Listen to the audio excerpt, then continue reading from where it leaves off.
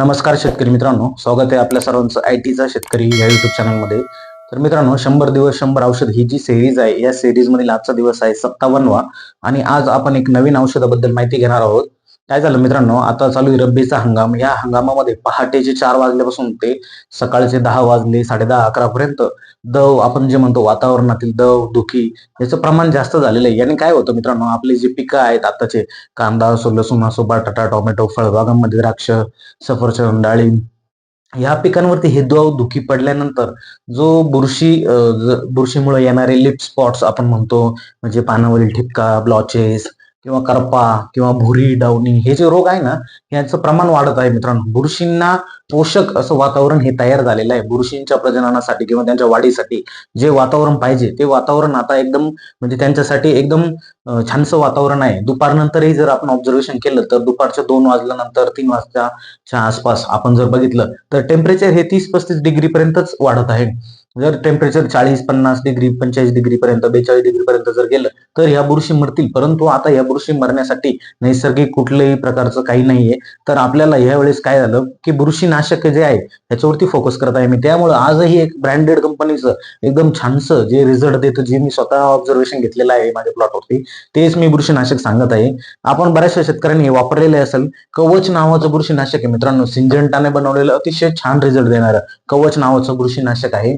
आता या बुरशीनाशकाचा मोड ऑफ ऍक्शन काय आहे जर आपण बघितलं तर स्पर्शजन्य. आता स्पर्शजन्य काय मी प्रत्येक व्हिडिओमध्ये सांगत आलो, आजही सांगतो की स्पर्शजन्य म्हणजे काय. जर मी फवारा मारत चाललो, माझं औषध जिथं पडतंय ना मित्रांनो, जर माझं पानांवर पडलं, फुलांवर पडलं, खोडावर पडलं, जिथं पडल, झाडाच्या ज्या वयावर माझं औषध पडल तेथीलच बुरशा मरणार. मी काय बोललो की जिथं माझं औषध पडतं तेथीलच बुरशा मरतात.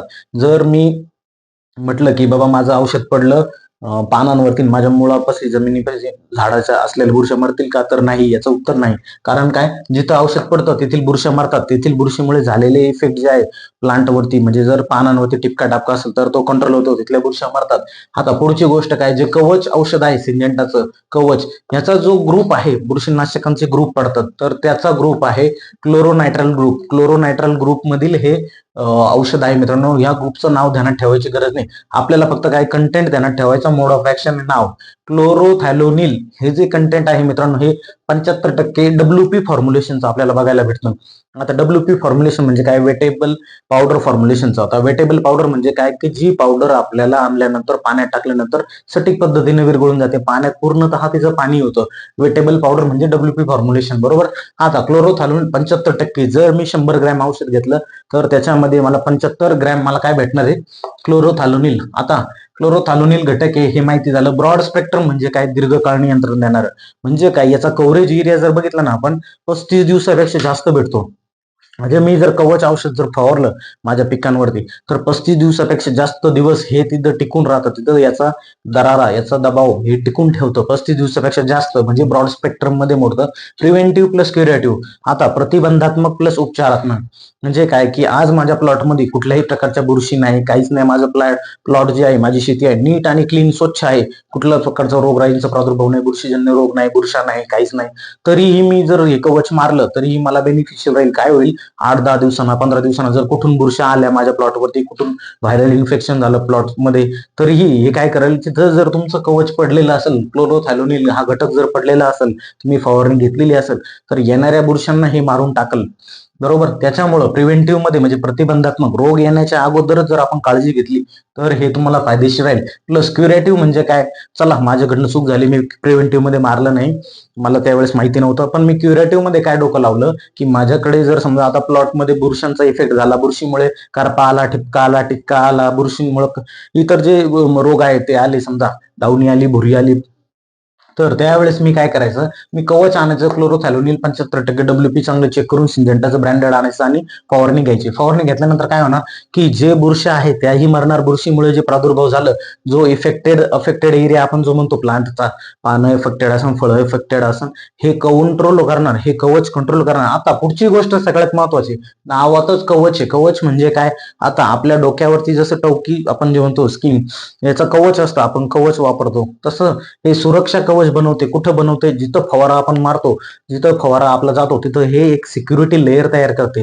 जर सपोज मी माझं झाड आहे, माझं झाड समजा हे झाड नाहीये मला माहिती आहे, परंतु तुम्ही माहितीसाठी समजा की हे झाड आहे, माझा फवारा इथं पडला, बरोबर. हा जर फवारा पडलेला आहे, तर हे कंटेंट जे क्लोरोथॅलोनिल 75% WP वालं काय करतं, एक सिक्युरिटी लेयर तयार करतं. ह्या झाडासाठी, ह्या झाडाच्या फळांसाठी, फांद्यांसाठी, फुलांसाठी हे काय करतं, एक सिक्युरिटी लेयर तयार करतं. म्हणजे काय, एक मेणासारखा चिकट थर तयार करतं आणि बुरशींना तिथं घुसू देत नाही. हे झालं कवच, नावातच कवच आहे. सगळ्यात छान औषध आहे मित्रांनो फळांसाठी, फळबागांसाठी. बऱ्याचशा शेतकऱ्यांनी वापरलेलं असेल, परंतु इन डिटेल सांगतो की सुरक्षा कवच बनवते, त्यामुळे हे कवच हे फेमस आहे. याचं प्रमाण आता तुम्हाला औषध कळलं, क्लोरोथॅलोनिल 75% WP फॉर्म्युलेशन घ्यायचं, आणायचं, मारायचं, सिक्युरिटी लेअर तयार करतं, मान्य आहे. प्रिव्हेंटिव्ह प्लस क्युरेटिव्ह दोन्हीकडे चालतं, परंतु याचं प्रमाण बघा, 2 ग्रॅम प्रति लिटर घेऊ शकता तुम्ही फवारणीसाठी. कुठल्याही प्रकारची फवारणी असो तुमची, त्यावेळेस तुम्ही 2 ग्रॅम प्रति लिटर घ्या. पंप आपला जो फवारणीचा पंप आहे 15 लिटरचा जर असेल तर तुम्ही 30 ग्रॅम हे औषध घ्या. जर तुमचा पंप 20 लिटरचा असेल तर तुम्ही 40 ग्रॅम हे औषध घेऊन फवारणी करू शकता. पुढची गोष्ट काय की हे जे आहे क्लोरोथॅलोनिल हा कंटेंट हा काय काय कंट्रोल करतं. आता तांबेरा रोग जो म्हणतो आपण, गव्हावरती दिसतो आपल्याला बघा, गव्हावरती तांबेरा दिसतो. ओंबी लागण्याचा पिरियड असो, ओंबी लागण्याचा अगोदरचा पिरियड असो, ओंबी लागल्यानंतर जे तुरे येतात तो पिरियड असो, कोणत्याही पिरियड मध्ये जर आपल्या गव्हाचा कलर आपल्याला असा तांबडट, तपकिरी, असा भुरकट जर दिसला तर आपण ओळखून घ्यायचं की आपल्या गव्हावरती तांबेरा आला. त्यावेळेस सरळ जायचं, क्लोरोथॅलोनिल आणायचं. कवच नावाचं औषध क्लोरोथॅलोनिल कंटेंट असलेलं तांबेरावरती काम करतं.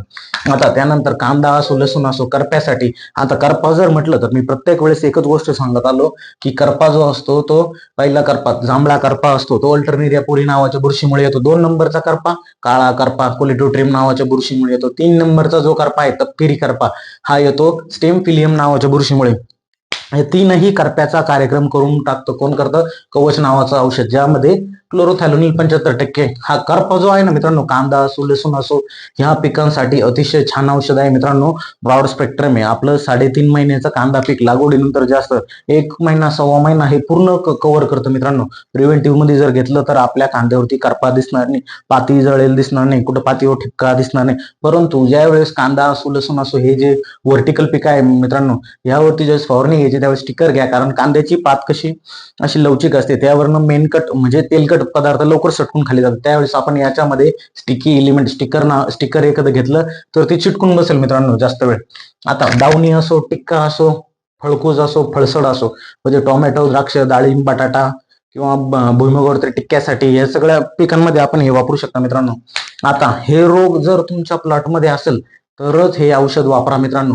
जर हे रोग सोडून जर तुम्ही म्हणत असेल मर रोग असेल किंवा इतर दुसरा कुठला मुळकूज असेल, त्यासाठी हे औषध काम करणार नाही, तुम्हाला रिझल्ट भेटणार नाही. प्रत्येक रोगासाठी प्रत्येक कंटेंट बनलेला आहे. उगच माझ्याकडे जो रोग म्हणजे या औषधाने जो रोग कंट्रोल होत नाही त्या रोगासाठी जर तुम्ही हे औषध वापरत असाल तर तुम्ही काय करणार, तुम्हाला रिझल्ट भेटणार नाही किंवा कमी रिझल्ट भेटेल, त्यावेळेस तुम्ही कवचला नाव ठेवणार.